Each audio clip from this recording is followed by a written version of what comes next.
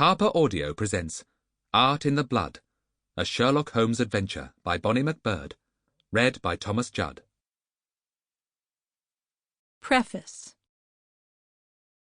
During the Olympic summer of 2012, while researching some Victorian medical information at the Wellcome Library, I chanced upon a discovery so astounding that it completely altered my course.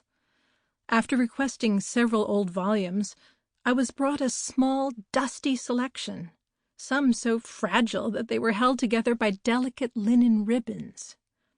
Untying the largest, a treatise on the usage of cocaine, I discovered a thick sheaf of folded and yellowed papers had been tied to the back. I opened the pages carefully and spread them before me. The handwriting was strangely familiar. Was I seeing clearly? I turned back the cover of the book. On the title page, in faded ink, was inscribed the original owner's name, Dr. John H. Watson. And there, on these crumbling sheets of paper, was an unpublished full-length adventure written by this same Dr. Watson, featuring his friend, Sherlock Holmes. But why had this case not been published with the others so long ago? I can only surmise that it is because the story, longer and perhaps more detailed than most, reveals a certain vulnerability in his friend's character, which might have endangered Holmes by its publication during their active years. Or perhaps Holmes, upon reading it, simply forbade its publication. A third possibility, of course, is that Dr. Watson absent-mindedly folded up his manuscript and, for unknown reasons, tied it to the back of this book. He then either lost or forgot about it. And so I share this tale with you, but with the following caveat. Over time, perhaps from moisture and fading, a number of passages have become unreadable, and I have endeavored to reconstruct what seemed to be missing from them. If there are any mistakes of style or historical inaccuracies, please ascribe these to my inability to fill in places where the writing had become indecipherable.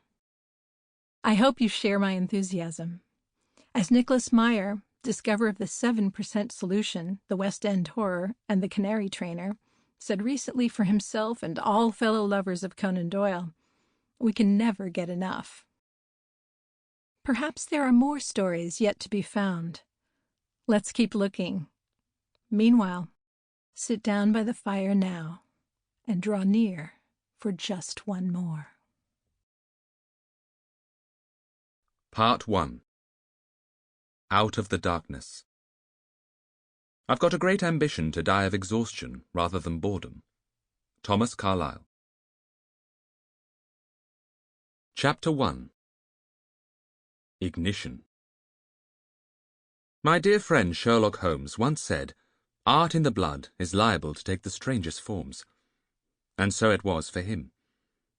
In my numerous accounts of the adventures we shared, I have mentioned his violin playing, his acting, but his artistry went much deeper than that. I believe it was at the very root of his remarkable success as the world's first consulting detective. I have been loath to write in detail about Holmes's artistic nature, lest it reveal a vulnerability in him that could place him in danger. It is well known that in exchange for visionary powers, artists often suffer with extreme sensitivity and violent changeability of temperament. A philosophical crisis, or simply the boredom of inactivity, could send Holmes spinning into a paralyzed gloom from which I could not retrieve him. It was in such a state that I discovered my friend in late November of 1888.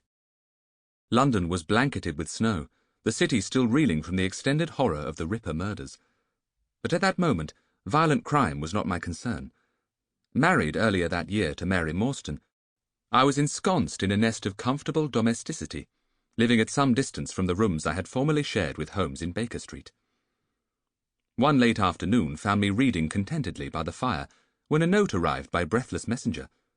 Opening it, I read, "Dr. Watson, he has set 221B on fire. Come at once. Mrs. Hudson." In seconds I was hurtling through the streets in a cab towards Baker Street. As we tore around a corner, I could feel the wheels slipping in the mounding snow, and the cab lurched dangerously. I rapped on the roof. "Faster, man!" I Sample complete. Ready to continue?